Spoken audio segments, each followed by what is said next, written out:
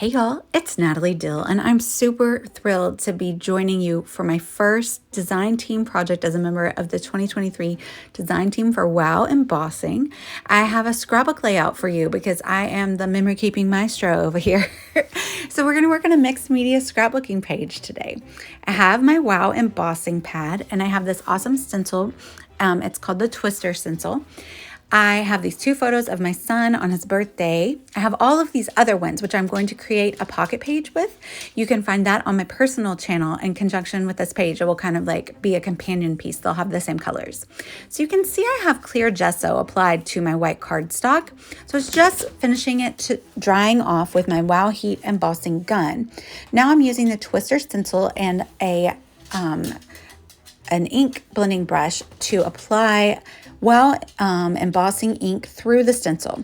I'm also supplementing with this other stencil from my stash because it has similar type of circles. And so I'm just placing them around the twister middle part. Now I'm using Catherine Pooler Disco Ball embossing powder, and it's a clear powder that has a little bit of silver sparkle and some iridescent glitter as well.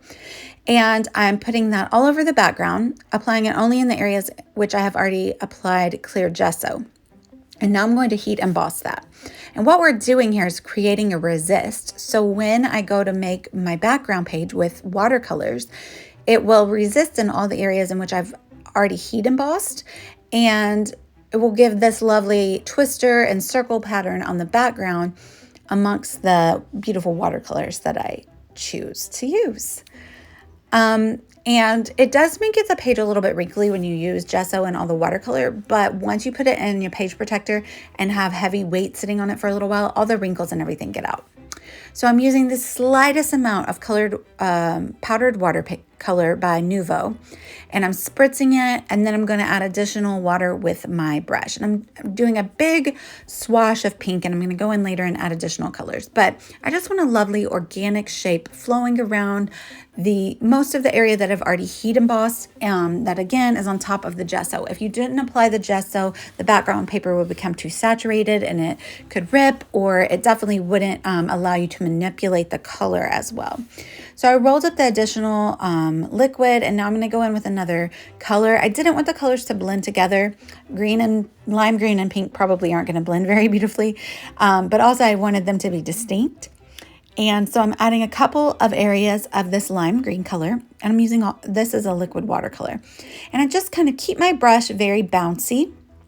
It allows a few splatters to come out of the swath of color, as well as it allows the color to like land on the page organically. So that's the collection that I'm using. It's by Photoplay.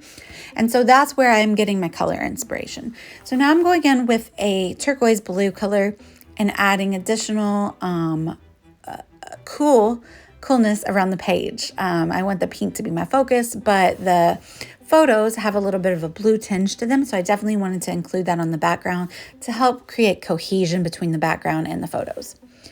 So you can see I'm bouncing my brush on the page. It's creating a lovely splatter effect. I'm also going to go through and add additional splatters with some liquid watercolor. And then I'm going to set that aside to dry naturally. So I'm not going to roll it up with the paper towel roll like I did earlier. So those splatters will be more vibrant. Also, make sure you're adding splatters onto watercolor that's already dry, or they will just blend in. So now I'm using an embossing folder to emboss this Fab Foiler panel. It's a solid panel, and you can see I have stars on it. And now I'm going to set it on my glimmer machine because my Mink is on the fritz, and I'm going to use the Fab Foil in bright silver to cover it up. And then I will put the plates on top of the solid foil plate that I'm using here to retain the heat for the Fab Foiler panel, and I'll run it through my big shot machine once it has sat on here long enough. And now I'm going to pull it off, and you will see that the Fab Foiler has the lovely embossed stars, and it has the silver foil. So that's a solid panel that I did before. With the embossing panel, it did kind of make it a little grainier, but that's okay. It's kind of cool. So there's the dried background I'm showing you up close. Now it's time to start building our page. So I used the Fab Foil panel to cut out part of my title. However, running it through with the die cuts again in my Sizzix kind of took out the star embossing. So that was a little bit of a disappointment, but it's still the lovely, bright silver color that you see here. And I'm going to combine that with some silver embossing powder on a chipboard piece as well. So my title is going to be Happy Birthday Lucky Number 7. Or #7, depending on what generation you're from. I'm pulled these chipboard pieces out from a Mente chippy sheet, and I am going to make sure that it has no rough edges. I'm going to sand those down, and now I'm going to work on decorating them. So I have a hat, a balloon, a banner, the happy birthday words, and a cupcake. So for the more solid pieces, I'm going to use that same twister stencil that I used on the background, and I'm going to put some pink distress oxides through the stencil to decorate the pieces. And then I'm going to line up my stencil again with these designs, and I'm going to use the Wow embossing pad, and I'm going to put the same Catherine Puller disco ball embossing powder on these designs, and it will again create a resist technique. And so once they are heat embossed, you could leave them. It was a fun design, but I actually ended up deciding that I would like to color the background as well. So what you'll see me do is I will go in with an ink blending brush, and I'll apply blue ink, and it will be resisted in the areas that are pink because I heat embossed on top of them.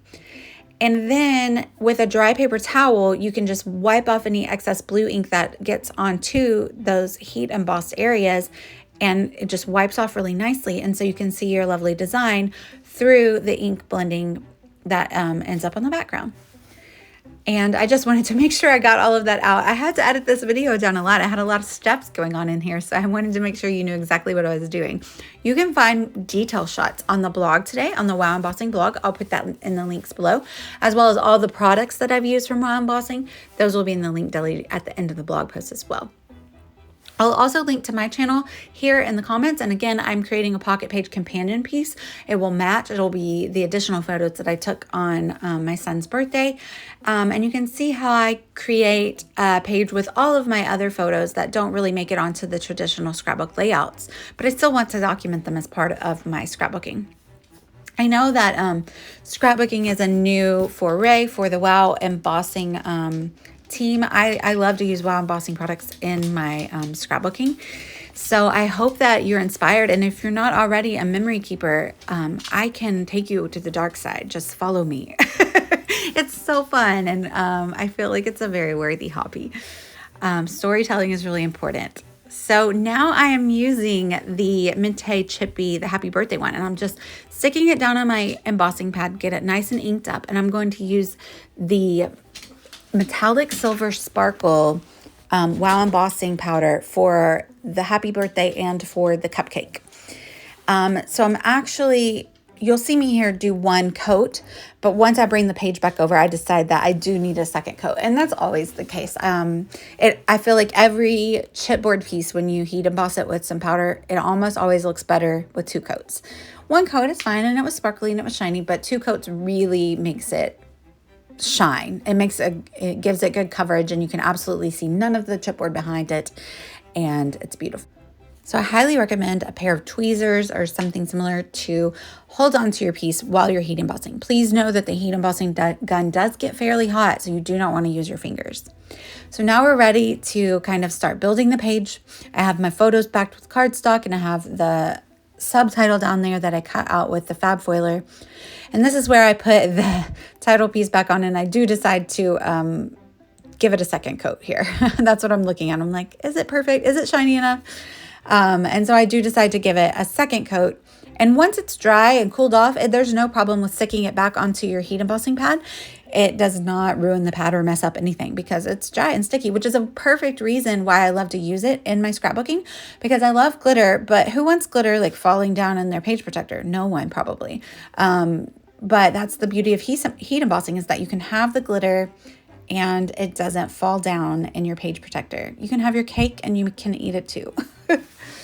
So I just zoomed in there to show you kind of what I was doing. I'm not really sure if it's clear. There you go. That's perfect. And I love the little bits of silver that it brings out from the heat resisted background. I love just the little bit of cohesion that we have going on there. So I'm adding the chippy pieces around the photos, trying to see where I want everything to be. I'm going to go through with that sticker sheet from Photo Play and kind of add in additional pieces and layer it up. So I'm using Nuvo adhesive to adhere this chippy, because when you are doing a mixed media background, when you have gesso, when you have watercolor, when you have heat embossing, things don't want to stick to that. So you need a very good adhesive to make sure that nothing's going to fall off your page. And so I'm using Nuvo adhesive. You may also use glossy accents. I know a lot of people use that. Those are both two tried and true methods that will ensure that your scrapbook page lasts for a very long time and nothing will fall off. And those dies for the lucky number 7 were Concord and 9th double cut alpha dies. So I'm sticking those down again with Nuvo adhesive. That's pretty much what I use. For the photos, I use my ATG gun, and it seems to stick fairly well. I just use a lot of it when sticking like my photos down in paper elements. Now I'm sticking stickers. Sometimes I also add the adhesive to stickers, especially the small ones. So I layered that balloon piece atop 2 of the 2D stickers. And that's what I'm going to do. I'm just going to build the stickers on the bottom and kind of stick the chippy pieces atop them. Now I added a little piece of twine here for the balloon string, and I'm just sticking it down as an additional dimensional element and a piece of texture. Now I want to use a little bit of pattern paper to bring out the background, so I'm just cutting off the sides and roughing them up. This is a Missy Wooden special. I learned a lot of what I do from her, but I just am roughing up those edges and sticking little strips of this paper so that it peeks out from behind those cutaway strips. And that is a piece that has all of the colors from the background, so that's why I chose it. So you can see I just had 2 little strips on either side, but it gives really nice colors to bring out the background. And lastly, I'm just going to add more stickers around the page. So I snipped off the little gnome there and tucked the more balloons behind his photo, and just adding a few more pieces and a few words at the bottom, and we'll be done. So like I said, I'm going to link down below to the store, to the blog, to my companion piece video on my channel. I hope you guys will let me know if you have any questions. I'll check back here and I'll try to answer them. And if you have lots of questions about memory keeping, if you're looking to get into it, feel free to message me on Instagram. I'm at Delightfully Crafty. I'm so excited to be joining WOW Embossing this year. And yeah, thank you guys so much for watching. Bye, y'all.